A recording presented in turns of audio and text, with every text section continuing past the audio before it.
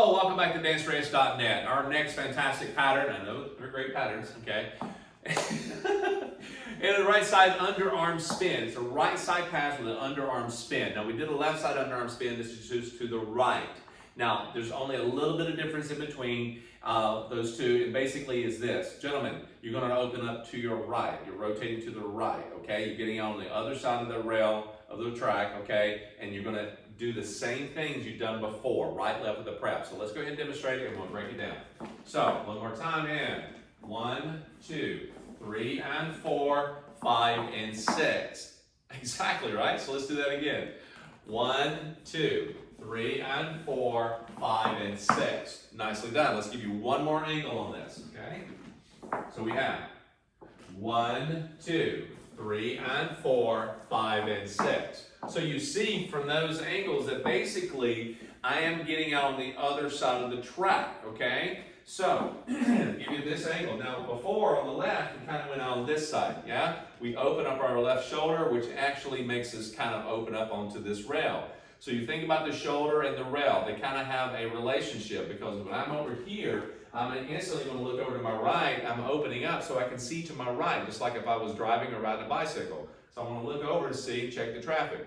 Opening the right shoulder, a lot of times influences the hip, which influences the footwork. So basically, if I move the shoulders, I'm going to get the hip and footwork to follow suit. So when I do that and I'm going right, left, instantly, I'm opening the right shoulder, we're going on the correct side now. She's coming to our right, we open up to our right, and we get the prep, okay? Now, that sets up everything.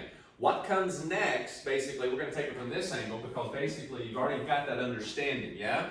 Now, once I start this, I'm in the left to left, okay, or my left to her right, excuse me. I'm going to go right, left, again with the prepping. With this a spin, we've got to think spin is a right, left prep. So what's the signal for the underarm? So just like we did the left side pass, exactly. So we talked about that prepping in detail in the previous video. Exactly, so we're going over exactly the same thing. We're not going into detail about that, but we went into detail on that one in the other video. But this is coming from the right side, okay? So you do the same thing. You're going to go right and bring the hand up about eye level, all right?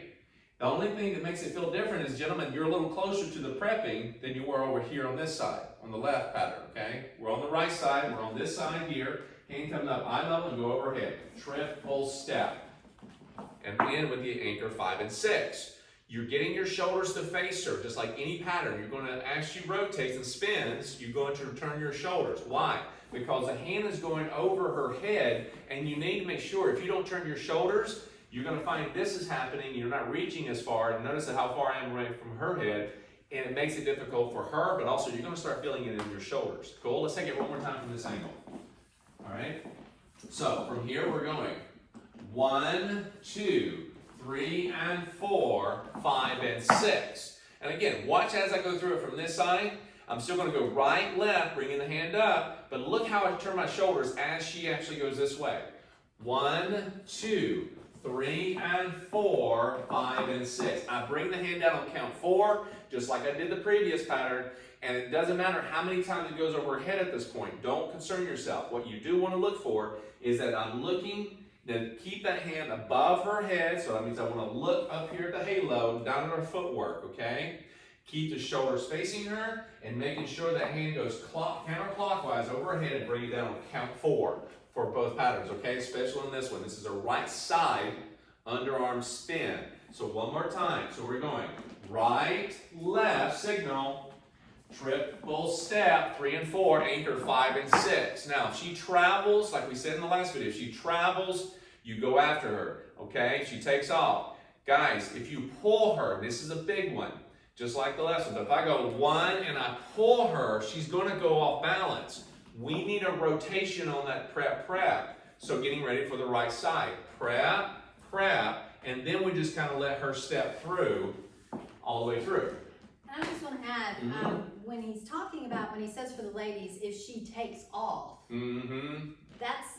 that's not something we should do on purpose. Yep. We're following his lead, and when he's taking it around, that's telling us it's a spin that's in place. Right. And so we should be doing that as much in place as we're able to do.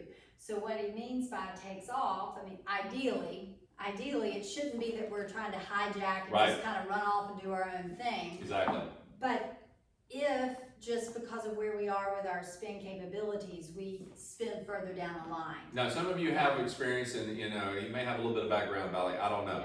And, you know, we're not talking about spinning in place on one foot. Yeah, Well, that's why I said in place. Yes, but it's we're- never gonna be in place. We're gonna We're have stepping space. through it. Right, there's gonna be space between your Yes. feet. It's just sometimes whenever you go to move with momentum linear and do circular, you create space between your feet, and the distance between your feet will determine how much you travel.